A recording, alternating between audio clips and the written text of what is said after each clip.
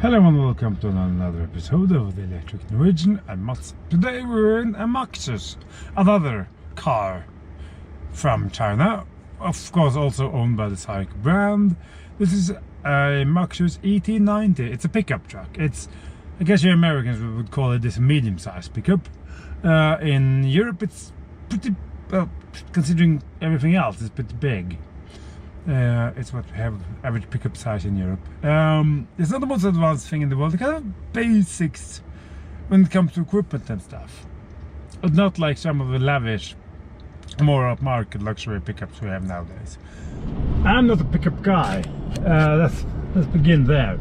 It's big and unwieldy and feels very wide from where I'm sitting. I'm not used to having a big front like this in front of me. It's I don't know the width of this. It's closer to 2 meters, I would imagine. It's 5.3 meters long, so like I said, pickups are much longer than you think of when you first look at them. I mean, American pickup trucks, you can see they're big, but in Europe they kind of look a bit wonky because you often have the full-size cab, and then the bed looks a little bit strange, like just clamped on the back there. But anyway, leaf springs at the back. And you can sort of feel that the motor is also just hang off the back, or hang off the rear axle for everybody to watch or throw stones at or something. I don't know. It's rear-wheel drive, of course. No four-wheel drivers on this one. Batteries are between the axles, I would imagine. Cost is around 60,000 euros, maybe, roughly. It's not sold anywhere else in Europe for the time being, so I'm not entirely certain how to approximate that commercial van feeling over the interior of it. Apart from the screen is rather okay. But it's interesting sitting in a pickup truck and there's no rattling diesel noise coming from front. And it's actually quite quiet. It doesn't have the best pickup in the world. I mean, sorry about that. On the motor, but it doesn't really matter because this isn't a sports car, and it certainly isn't a F-150 Lightning either. Oh, an ID bus, look. That's cool. That was really nice. That bus really. I see quite a few of them now as commercial vans as well for companies. They're kind of spreading around, and that's nice. We need more of those. We also need more of these. We need more commercial vehicles generally being electric, because I work in construction. I'm used to driving things like vans and shit, and they're really like, okay, you bicycling, vegan, tofu eating, you know, blah blah. I know. Don't shoot me. But the point is that some of us need to use big cars, and because we need to use them, we go in all the areas where people live and spew out noxious fumes and all that stuff. It needs to be electric, and this is an example of that. Lift off throttle, it has regen, sort of comes in slowly, gradually, but you need to use the brakes, but it's okay. It's all a very smooth delivery, all of this, and there's no cruise control either. I have to keep reminding myself that, so I have to actually drive the car this time. It's supposed to be 320 or 30 kilometers of range on this one. It was fully charged when I left. Now we're at, God knows, 95% or something like that, maybe. It's not a percent indicator, it's just a bar, kind of fuel bar. There's a gauge, so yeah, we have to just approximate. Anyway, it's 3 degrees outside, it's dry road, so it's quite nice testing conditions actually. It's quite alright. Steering wheel don't adjust for reach, just the angle of it, which is, yeah, but it's okay. You can sit. I still find a comfortable driving position.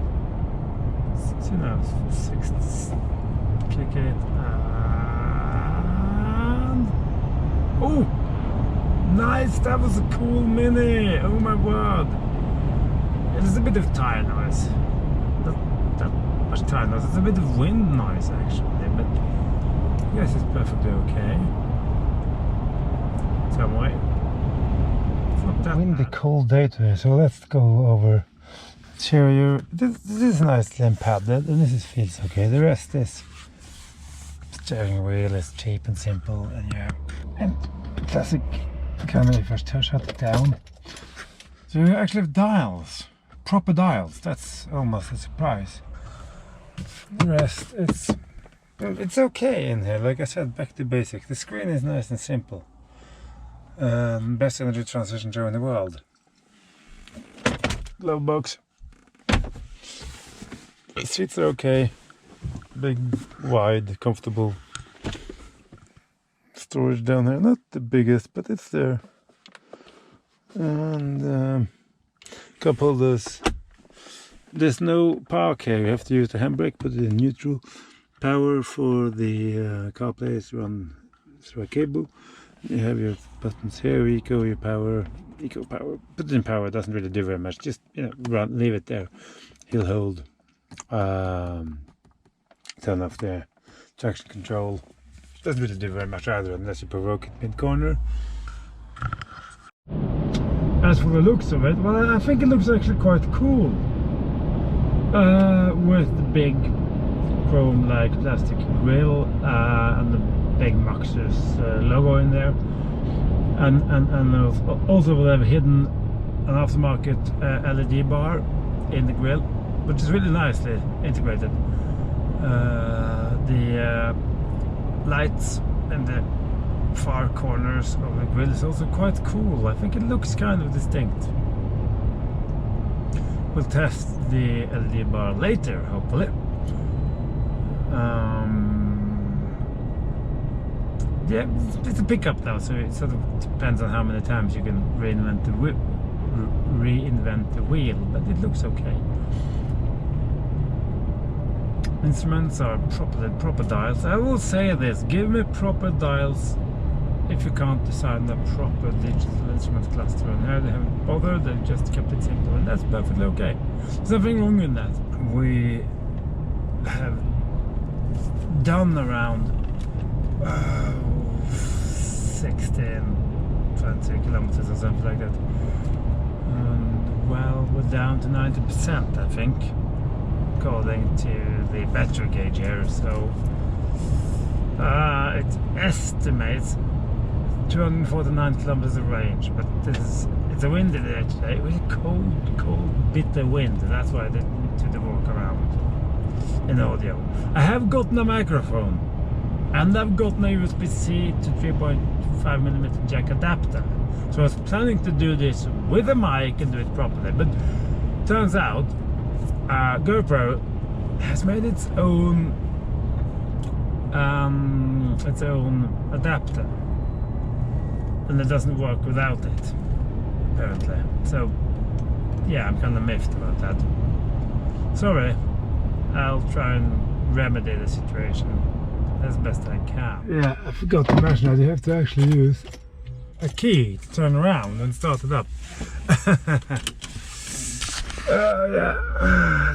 It's slightly unusual this. You have to step up, literally, into the car. I'm not used to, an SUV is one thing, but this is a slightly taller, actually. It's quite fun though. And you do skips and jumps and moves about around you. I guess if you, oh my word, if you're used to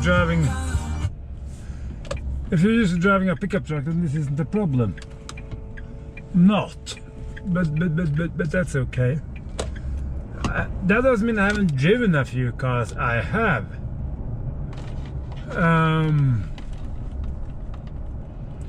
So. And mostly they're slightly boaty, and so is this, but it feels less boaty than the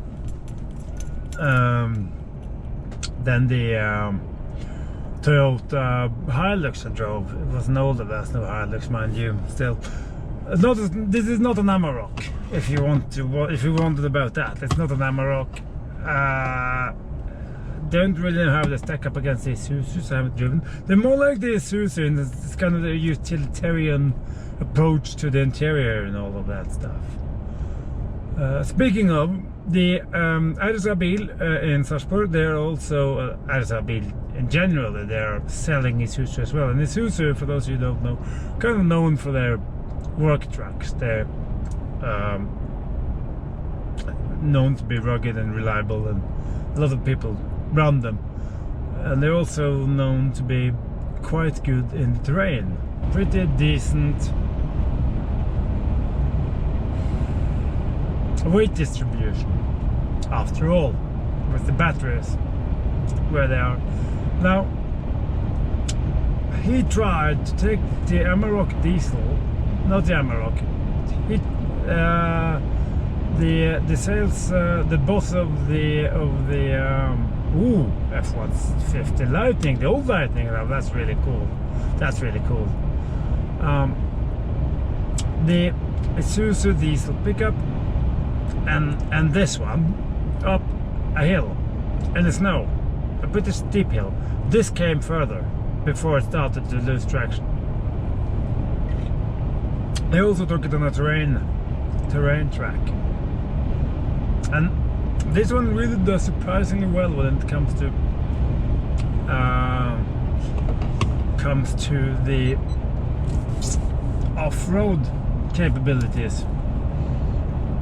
Of course, it can't do magic, but because it has better weight distribution than traditional pickup trucks, and it also has the torque, the control of the electric motor.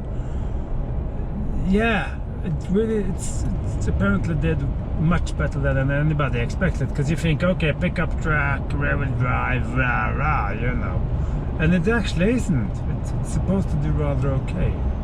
Speaking of a pickup, we have an Amarok behind us. I think he's wondering, what is this thing? Why with electric? Why? You know, you have this big V6 diesel. And the Amarok is a really nice. I've never driven one, but I've been a passenger in a few of them. They're really, really comfortable. More like a passenger car. They're quiet, refined, and all of that stuff. I think VW makes a big mistake when the second-gen Amaroks now have hit the streets, and it doesn't come as electric version. It only comes as a diesel. I think they could have had a version like this one, where they've just chucked a battery pack at it. Because now the Maxus is here. Okay, it isn't a full-on work truck. It can tow a ton, and you can have a ton in the bed. So you know it's useful, but it's not full-on pull 3.5 tons and all of that kind of stuff. But you have the cabin here, so you can remove the rear seats if you want, and you can, you know, use it like that. And you can throw things in the bed, and you can put a ton with it. So it has its uses. The range, I don't really know. I'm really excited because it says 330 kilometers, and I'm guessing 200 to 250 on a cold, windy day like today. It's not very cold and it's not very wet. It's dry roads, but it's very windy, as you can hear, I'm sure. So I'm very excited on what the final range numbers are going to be. Oh my word, a Lexus LS 430. Oh my god, that's a really nice car. It was a far cry from this one, but the steering feel here is, well, there is none, and it's kind of syrupy and heavy and slow, and I've forgotten how that this kind of steering even exists, but they do, and this one has it. But it is what it is, and it's sort of okay, I guess. It goes where you want it to go. But it's actually not bad. It's actually quite a nice place to be once you get used to it. Look at that Amarok trying to accelerate. That slow diesel thing, trying to just slowly move about. Sad thing. Not that this is any quicker. This is not particularly fast either. If you absolutely want to combust things, then do it in a petrol engine. At least they have some modulation and some sound to them. Diesel is just noise. It's just rattling. Disgusting, and it stinks, particularly now on a cold day like today. I really don't like diesels very much. Well, right, I was going a bit too fast. It's not quick, but it's sort of relentless and linear in its power delivery. But let's wander around a little bit. It's running some big fat Falcon tires, so maybe a little bit too, I don't know what it is. Maybe it's tires, maybe it's just a car. Let's see. We're doing 115 kilometers an hour now, roughly. It's a bit noisy in here, isn't it? There's a bit of wind noise and stuff. And, well, I expected it to be, so I'm not surprised. But yeah, like I said previously, these wind deflectors on the windows definitely does a good job on a day like today. I've been saying like that the motor is a little bit lethargic and at ease, but it's not a problem staying at around 110, 120, 125 if you absolutely want to. I'm sure it gobbles up energy at this speed, so let's see. I'm quite excited now to see how far we're going to get. Trying to keep a steady pace with my foot is kind of difficult. Get some out of training maybe. But it floats around. You have to sort of constantly keep it, steer it, but it's fine. There's a definite step change in noise in here when you pass 100 kilometers an hour. Because now we've passed put the first part of the dual lane modern motorway behind us, and here you have 70 and 80 and zones, so there's a lot less noise and wind noise in here now than it was on the dual carriageway, and that's nothing new. It's like that in any car, but some cars are more noticeable than others, and this is one of them. Also the sound system is perfectly okay. I mean, it's not a Burmaster, but it's a bit better than I expected actually, considering the class of car and all of that. So yeah, you can even do some monocoche jazz. It still sound alright without falling completely to pieces. I'm pleasantly surprised actually. Good morning. Well, it's another day, another possibility, and it turns out actually that this car has a trip computer. It's a button on the end of the wiper stalk. That's where you toggle through the windows. It's also a set button on the other stalk, I noticed. I don't know entirely what that's for yet, but I guess we'll figure that one out at some point. Let's just see. How do I get... there it is, yes. I need to do some de-icing on the windows. So, what do we think then of this pickup? It's a pleasant thing to drive. Okay, it's a bit noisy on the motorway, granted, but it's nice to drive, and with the other light bar, you really do need that one. You have some nice headlights as well. Other than that, they're just, yeah, generally okay, a bit subpar really. We've had it registers a consumption of 299 watt hours, which is actually not that bad considering the size and shape of this thing.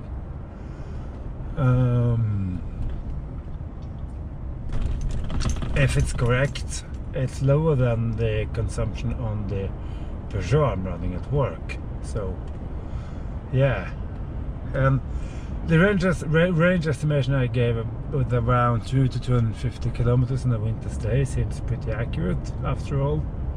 Closer to 300 in summer. And it also, when it comes to charging, I had to charge this yesterday at a few occasions. Charges flat. Charges flat at 44, 46 kilowatt on a 50 kilowatt charger, and it ramps up to around 70, 75 on a high-speed charger. So okay, it has some, what was the battery pack, 88 kilowatt hours or something, 200 horsepower and 310 newton meters of torque, which is what I was guessing roughly. So it's not the quickest thing in the world, but it's not meant to be, and that's okay. You sit high up and you have this sort of commanding position. Now, all in all, given the price, I think it's an okay car. It will do a lot of good for a lot of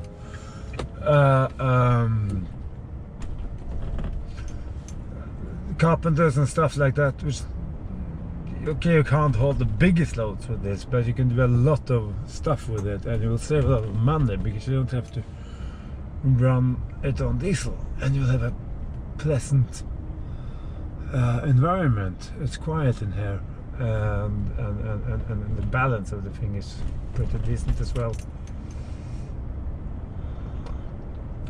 And it has quite a nice ground clearance too, actually. So, I have to say again, thank you to RSA Biltransport for lending me this car. And it's fun to drive a class of electric cars I've never driven before, because this is the first electric pickup truck I've ever. And I like it. It's okay. It's a basic, honest to God, simple car made for it's a car that's made to be used. It's not a flashy, faffy anything. This is a car that's meant to be just throw stuff up back on the bed of it and just use it. That's it. Nice and easy. So thanks for watching. Do comment, like, subscribe and all that stuff, and I will see you in the next one. Take care. Bye bye.